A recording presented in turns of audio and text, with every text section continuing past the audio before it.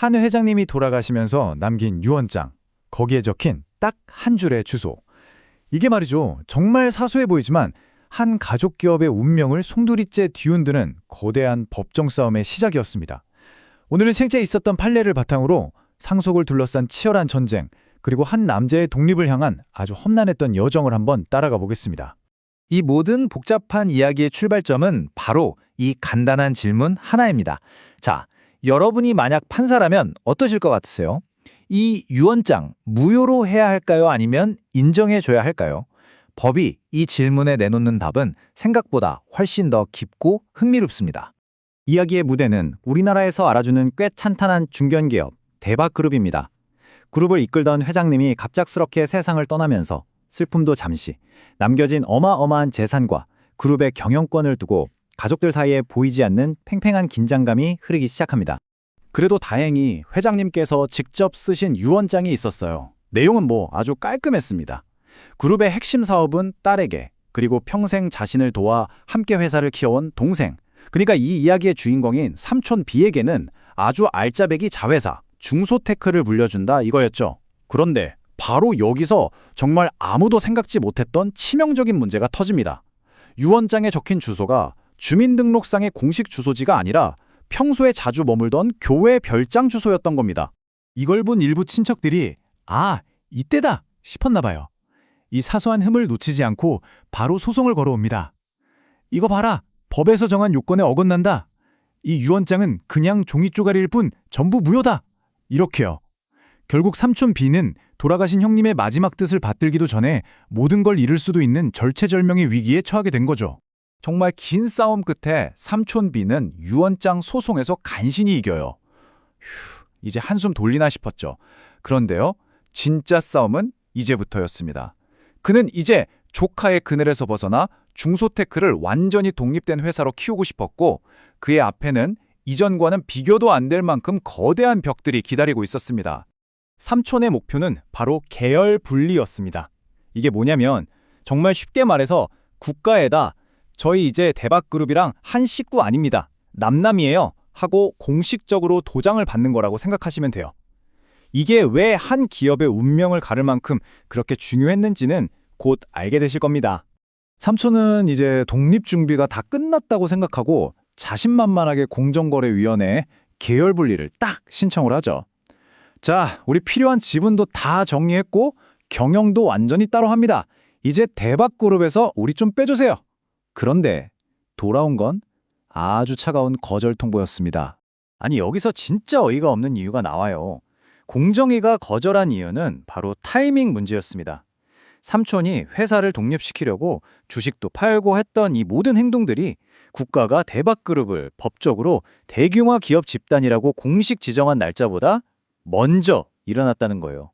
순서가 틀렸다는 거죠. 와, 이거 진짜 답답하지 않나요? 이게 끝이 아니었어요. 엎친 데 덮친 격이라고 하죠. 이번엔 세무서가 나섭니다. 세무서는 아직 공정위가 공식적으로 지정하기도 전인데 당신네 회사는 실질적으로 보면 대기업 소속이나 마찬가지니까 그동안 받아왔던 중소기업 세금 혜택 그거 다 취소하겠습니다. 라고 통보해버린 겁니다. 말 그대로 사방이 적으로 둘러싸인 거죠. 유언장 문제, 공정위 문제, 이제는 세무서 문제까지 이제 곧 물러설 곳이 없잖아요. 삼촌은 이 모든 문제를 다 법정으로 가져가는데요. 그리고 법원은 이 세 가지 다른 사건에 대해 정말 그 누구도 예상 못한 완전히 제각각인 판결들을 차례차례 내놓기 시작합니다. 결과를 보면요, 진짜 롤러코스터가 따로 없어요. 친척들하고의 유언장 소송은 이겼죠. 그런데 공정위와의 계열분리 소송은 졌어요. 그러더니 세무서와의 세금 혜택 소송은 다시 이겼습니다. 아니, 이겼다 졌다 다시 이겼다. 이건 대체 어떻게 받아들여야 할까요? 이 뒤죽박죽인 것 같은 판결들 사이에 혹시 어떤 일관된 논리가 숨어 있는 걸까요? 자, 지금부터가 이 이야기의 하이라이트입니다. 이 엇갈린 판결들 속에 숨어있는 아주 날카롭고 냉철한 법의 논리를 제가 하나하나 파헤쳐드릴게요.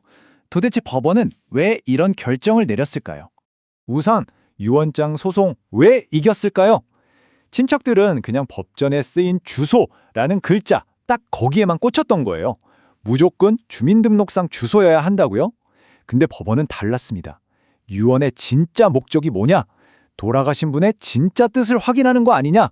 주민등록 주소는 아니더라도 고인이 실제로 살면서 생활의 중심으로 삼았던 곳이라면 그분의 뜻을 확인하는데 충분하다. 이렇게 본 겁니다. 결국 법원은 삼촌의 손을 들어준 겁니다. 법을 그냥 글자 그대로 기계처럼 적용하는 게 아니라 그 법이 왜 만들어졌는지 그 취지를 살린 아주 합리적이고 상식적인 판결이었어요. 자, 그럼 공정위한테는 왜 졌을까요? 이유는 딱 하나, 순서였습니다. 법이 정해놓은 절차가 있었던 거예요. 마치 게임 캐스트처럼요. 1단계, 국가로부터 당신네는 대규모 기업 집단입니다 라고 공식 지정을 받는다. 2단계, 그 다음에 주식을 팔든 뭘 하든 독립 준비를 한다. 3단계, 그리고 마지막에 계열 분리를 신청한다. 그런데 삼촌은 이걸 완전 2, 3, 1 순서를 거꾸로 해버린 거죠. 대법원이 왜 이렇게까지 절차를 엄격하게 따졌냐면 다 이유가 있습니다. 기업들이 나중에 우린 사실 예전에 이미 남남이었어요 하면서 대기업에 부과되는 여러 규제를 피하려는 꼼수를 부릴까 봐 그 길을 아예 원천적으로 막아버린 겁니다. 내용이 아무리 정당해 보여도 법이 정한 절차는 무조건 지켜라 이거죠. 자, 이제 마지막 퍼즐, 세무서와의 싸움입니다. 이 판결문의 한 문장이 모든 걸 말해줘요. 공식적인 지정조차 없는데? 세무서는 실질적으로 대기업이나 마찬가지 아니냐고 주장했지만 법원은 공식적인 지정이라는 절차가 없었다는 사실, 바로 그 팩트에 집중한 겁니다. 이게 무슨 말이냐면요. 국가가 법이 정한 절차에 따라서 자, 당신네는 이제부터 대기업 집단 소속입니다 라고 공식적으로 도장을 꽝 찍어서 통보하기 전까지는 원래 누리고 있던 권리를 마음대로 뺏어갈 수 없다는 거예요. 이건 삼촌 개인의 승리를 넘어서서 우리 같은 납세자의 권리를 보호해준 아주 의미 있는 승리였습니다. 자, 길고 복잡한 법정 드라마를 쭉 따라와 보셨는데요. 그럼 여기서 우리가 실생활에서 얻어야 할 교훈은 뭘까요? 특히 가족끼리 사업을 하시거나 상속을 고민 중인 분들이라면 지금부터 말씀드릴 3가지 원칙, 이건 정말 꼭 기억해 두셔야 합니다.